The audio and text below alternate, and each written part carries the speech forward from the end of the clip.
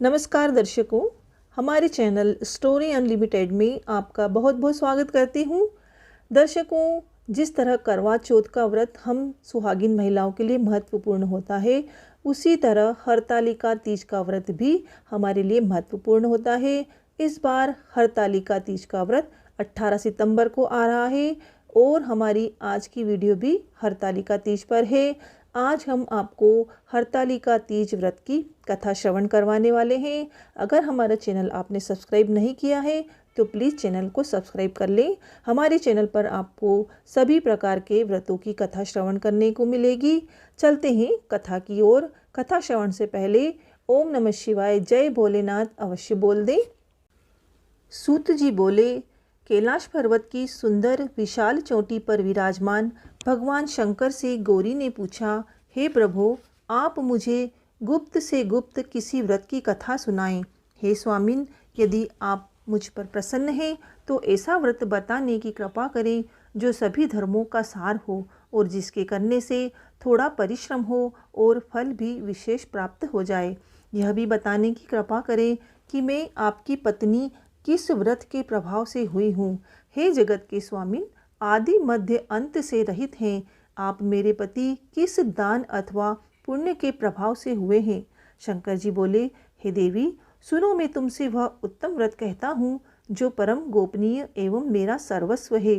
वह व्रत जैसे कि ताराओं में चंद्रमा, ग्रहों में सूर्य, वर्णों में ब्राह्मण, सभी देवताओं में विष्णु, नदियों में गंगा, पुराणों में महाभारत, वेदों में सामवेद, इंद्रियों में मन जैसे श्रेष्ठ समझे जाते हैं, वैसे पुराण वेदों का सर्वस्व ही इस व्रत को शास्त्रों ने कहा है। उसे एकाग्र मन से श्रवण करो।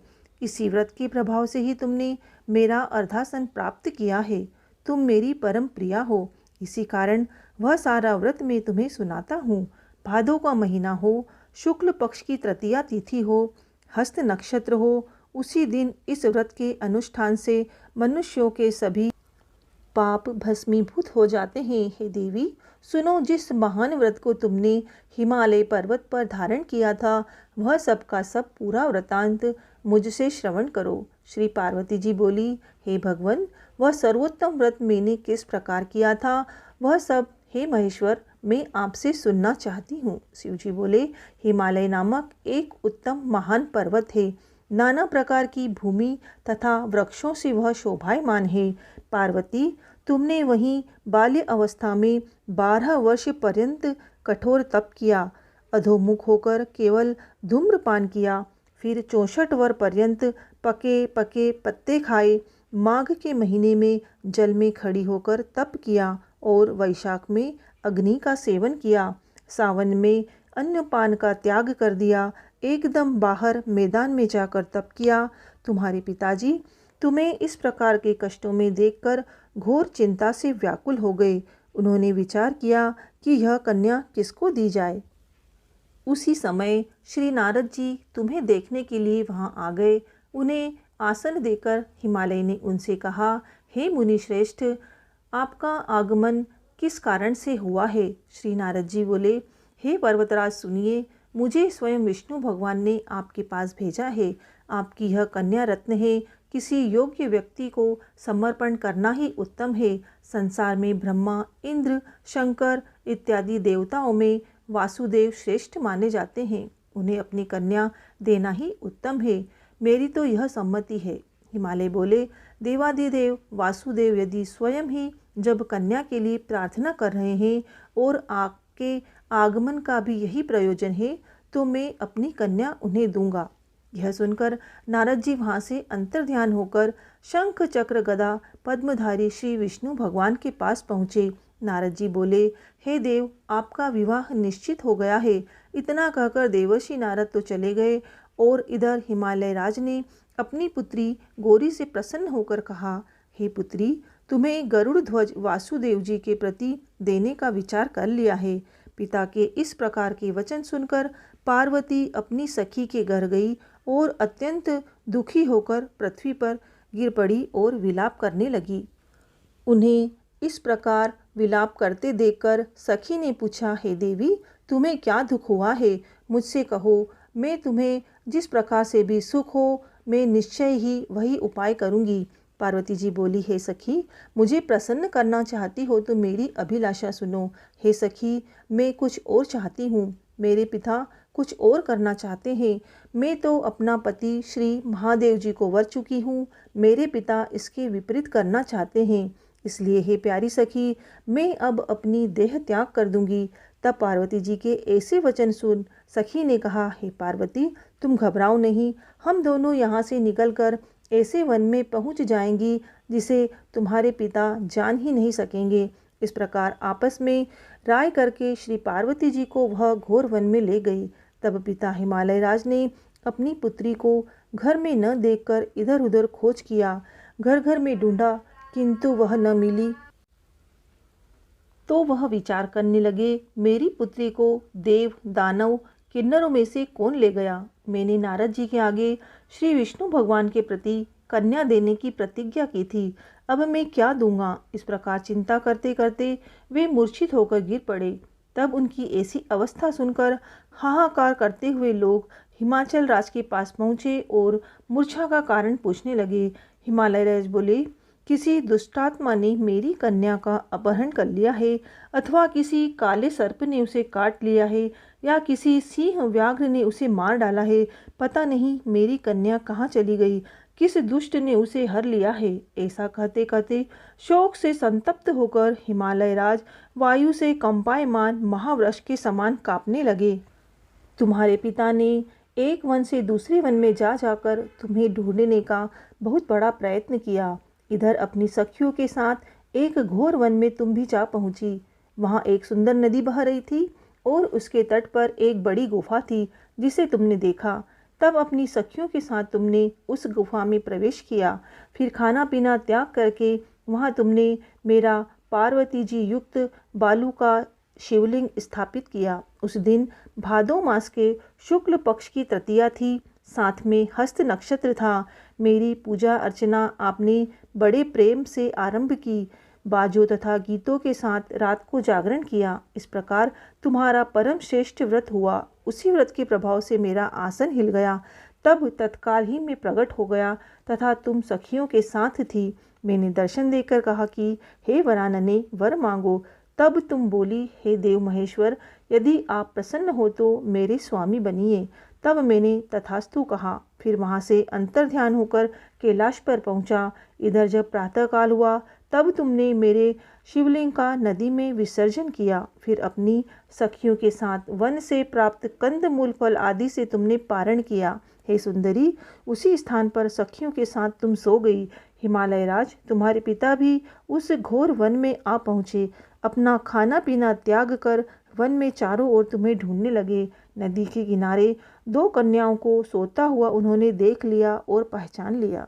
फिर तो तुम्हें उठाकर गोदी में लेकर रोते रोते तुमसे कहने लगे, हे पुत्री, सिंह व्याघ्र आदि पक्षियों से पूर्ण इस घोर वन में क्यों आई हो। तब श्री पार्वती जी बोली, हे पिताजी सुनिए, आप मुझे विष्णु भगवान को देना चाहते थे। आपकी यह बात मुझे अच्छी न लगी, इससे मैं वन में चली आई। यदि आप मेरा विवाह भगवान शंकर जी के साथ करें तो मैं घर चलूँगी, नहीं तो यहीं रहना मैंने निश्चय कर लिया है। तब तुम्हारे पिता ने कहा, एम वस्तु, मैं शंकर जी के साथ ही तुम्हारा विवाह करूँगा।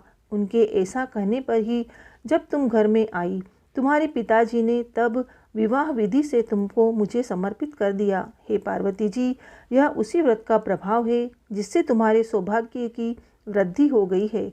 अभी तक किसी के सम्मुख मैंने इस व्रत का राज वर्णन नहीं किया। हे देवी, इस व्रत राज का नाम भी अब श्रवण कीजिए, क्योंकि तुम अपनी सखियों के साथ इस व्रत के प्रभाव से हरी गई। इस कारण इस व्रत का नाम हरितालिका हुआ। पार्वती जी बोली, हे प्रभु, आपने इसका नाम तो कहा, अब कृपा करके इसकी विधि भी कहिए। इससे कौन सा फल मिलता है, कौन सा पुण्य लाभ होता है और किस प्रकार से कौन इस व्रत को करे। ईश्वर बोले, हे देवी सुनो, यह व्रत सौभाग्यवर्धक है। जिसको सौभाग्य की इच्छा हो वह यत्नपूर्वक इस व्रत को करे। सबसे प्रथम वेदी की रचना करे, उसमें 4 केले के खंभे रोपित करे, चारों ओर बंधनवार बांधे, ऊपर रेशमी वस्त्र बांधे, विविध रंगों के और भी वस्त्र लगावे। उस मंडप के नीचे की भूमि को अनेक चंदन आदि सुगंधित जल द्वारा लिपें तथा शंख मृदंग आदि बाजे बजाएं। वह मंडप मेरा ही मंदिर है, इसलिए नाना प्रकार के मंगल गीत वहाँ गाएं।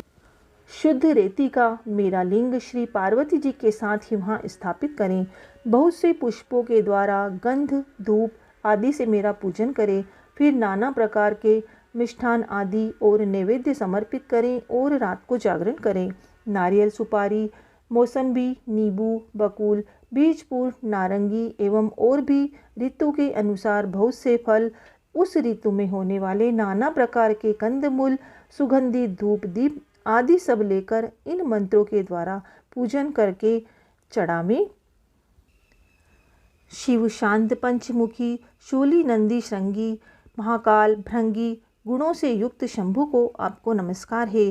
शिवाशिव प्रिय प्रकृति, षष्ठी हेतु श्री पार्वती जी, सर्व मंगल रूपा शिव रूपा जगत रूपा आपको नमस्कार है। हे शिवे, नित्य कल्याणकारिणी जगदम्बे, शिव स्वरूप में आपको बारंबार नमस्कार है। आप ब्रह्मचारिणी हो, जगत की धात्री सिंह वाहिनी हो, आपको नमस्कार है। संसार के भय संताप से मेरी रक्षा कीजिए।